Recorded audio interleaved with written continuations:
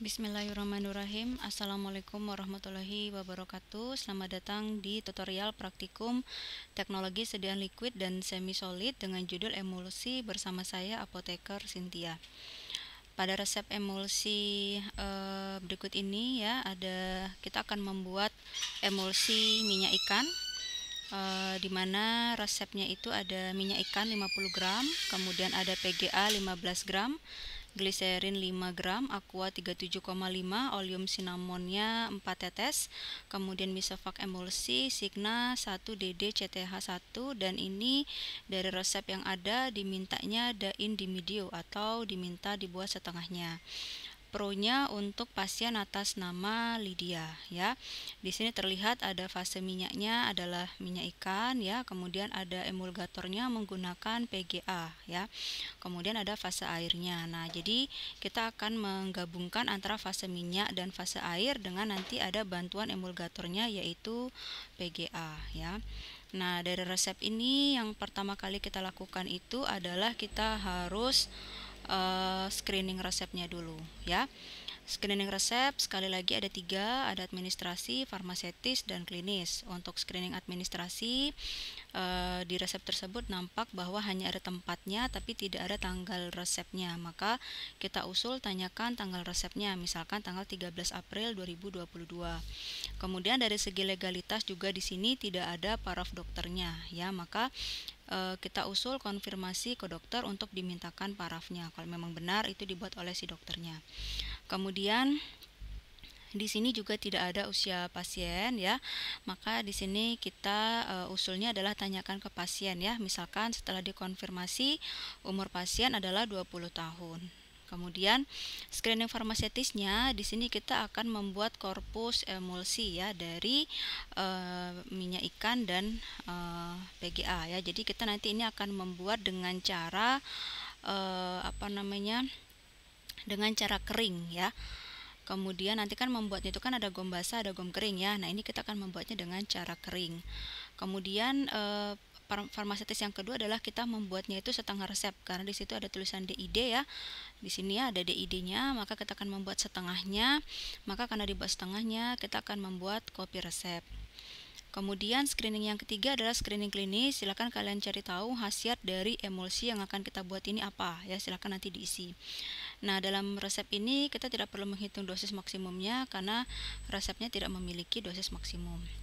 Nah, untuk penimbangan bahannya, karena ingat ini dain di medio ya, maka minyak ikannya tadi 50 gram dibagi 2 sama dengan 25 gram. Kemudian PGA-nya 15 gram dibagi 2 sama dengan 7,5 gram. Kemudian PGA ini nanti kita akan larutkan dengan air panas ya. PGA ini membutuhkan air ya. Air yang dibutuhkan itu adalah 1,5 kali PGA ya. Jadi air panas untuk PGA-nya adalah 1,5 kali PGA. Ya, jadi 1,5 kali 15 gram yaitu 22,5 ya, nanti dibagi 2 sama dengan 11,25 gram. Kemudian gliserinnya itu ada 5 gram, nanti dibagi 2 yaitu ada sebanyak 2,5 gram. Kemudian aquanya tadi 37,5, maka dibagi 2 yaitu 18,75 mili. Oleum sinamonnya 4 tetes dibagi 2 yaitu nanti diambilnya adalah 2 tetes ya. Ingat tadi setiap kali kita membuat PGA itu dibutuhkan air panas 1,5 kali jumlah PGA-nya ya.